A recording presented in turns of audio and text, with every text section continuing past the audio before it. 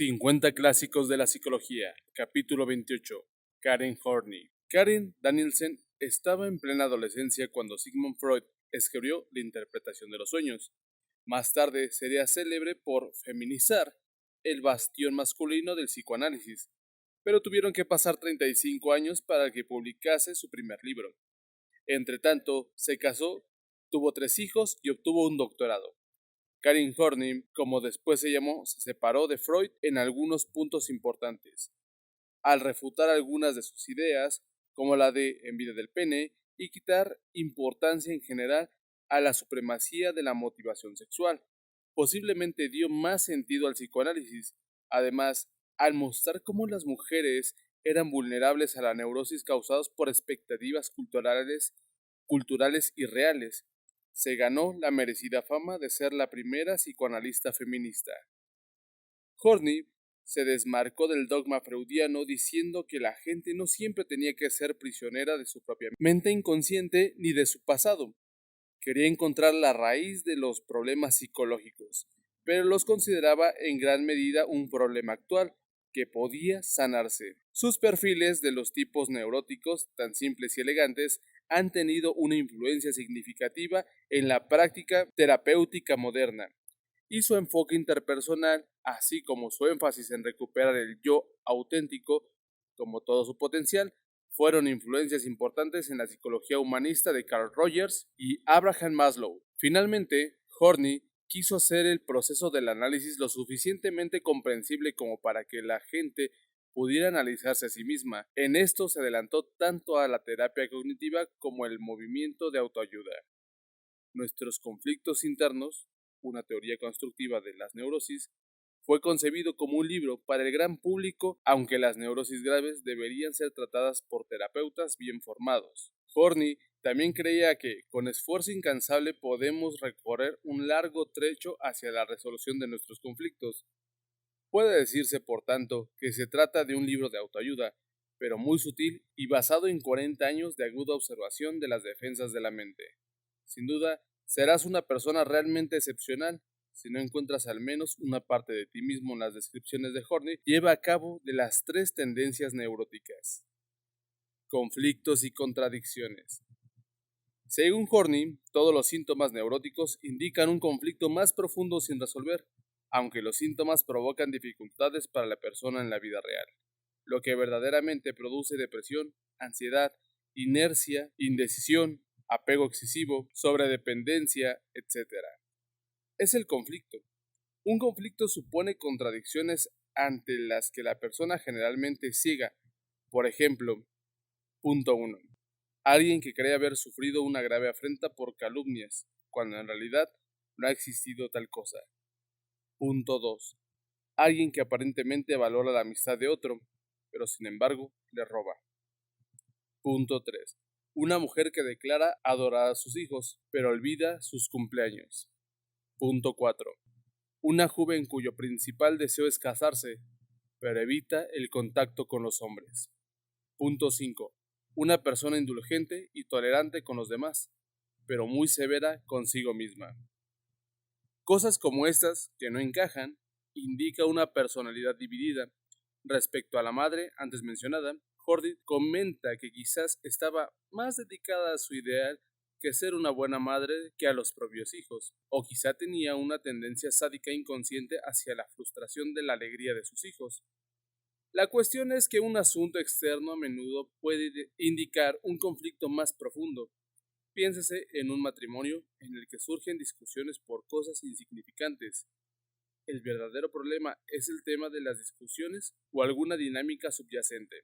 ¿Cómo se desarrollan los conflictos? Freud creía que nuestros conflictos internos son una cuestión de impulsos instintivos que chocan con la conciencia civilizada, una situación que nunca podríamos cambiar. Pero Horney pensaba que nuestra agitación interna se producía a través de nociones en conflicto acerca de lo que realmente queremos.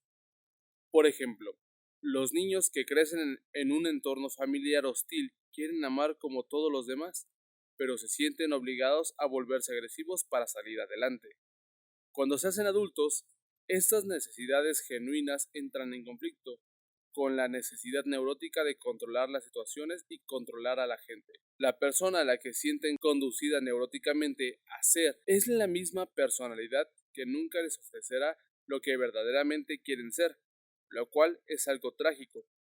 Las conductas que han adoptado se convierten en su personalidad, pero es una personalidad dividida. Más que a causa de la envidia del pene o del complejo de Edipo, Horney creía que la neurosis del adulto procedía de factores más básicos como ausencia de amor, amor reprimido, falta de guía, atención o respeto hacia el niño, amor condicional, normas contradictorias, aislamiento de los otros niños, un ambiente hostil, de dominio, etc.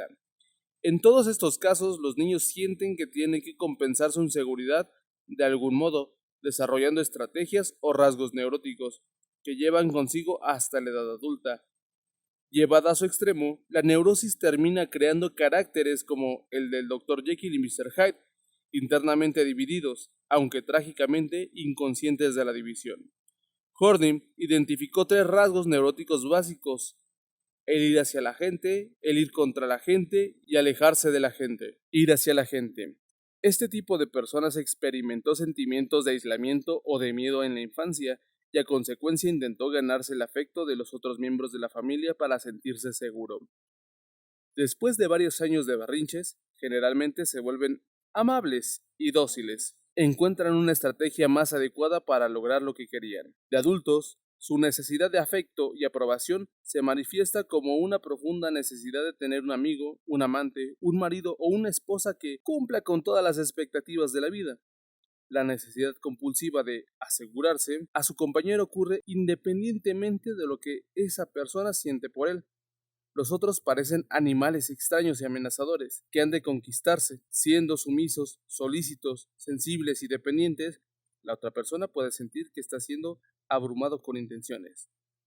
Este tipo de personas encuentra una manera efectiva de crear relaciones y, por tanto, de sentirse seguro. La naturaleza del otro significativo en realidad no les interesa demasiado. En el fondo, puede que ni siquiera les guste la gente. Lo principal es ser aceptado, amado, guiado y cuidado, aunque en última instancia la necesidad de pertenencia conduce a juicios erróneos acerca de los otros. El tabú de este tipo ante la asertividad y su dificultad de ser crítico crea un sentimiento de pobrecito de mí, que progresivamente le va debilitando.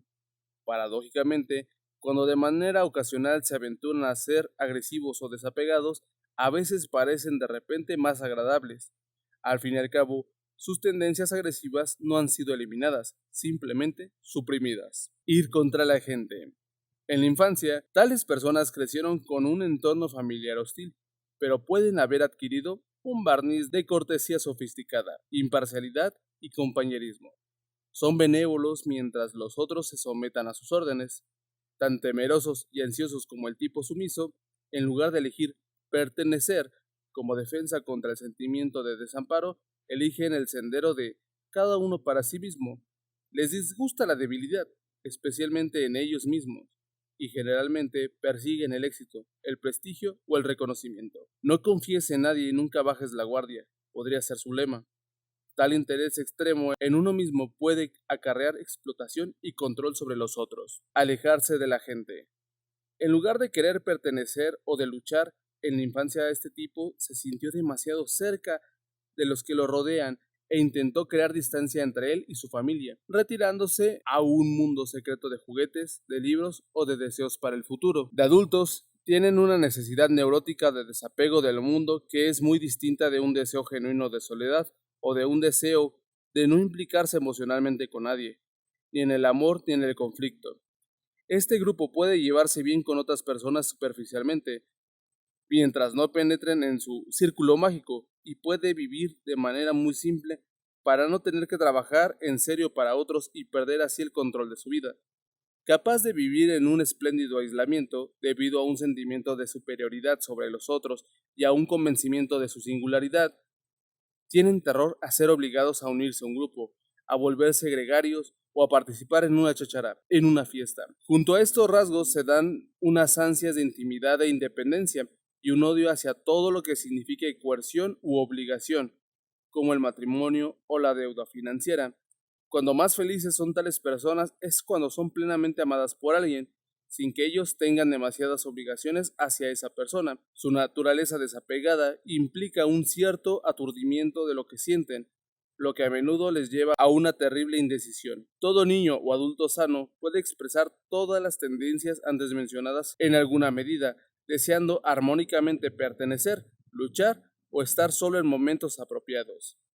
Cuando la persona se vuelve neurótica es cuando no se trata ya de elecciones, sino de compulsiones. Esta es la estrategia de la neurosis, que elimina la libertad, haciendo que la gente represente su tendencia sin importar cuál sea su situación.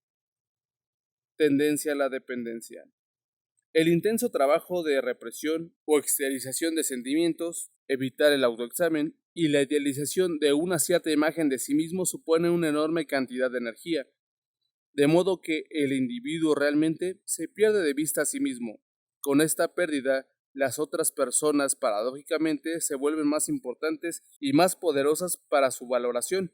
Su opinión logra un poder inmenso. En resumen, este egocentrismo extremo de la persona neurótica irónicamente conduce a una pérdida del yo y a la dependencia de los demás.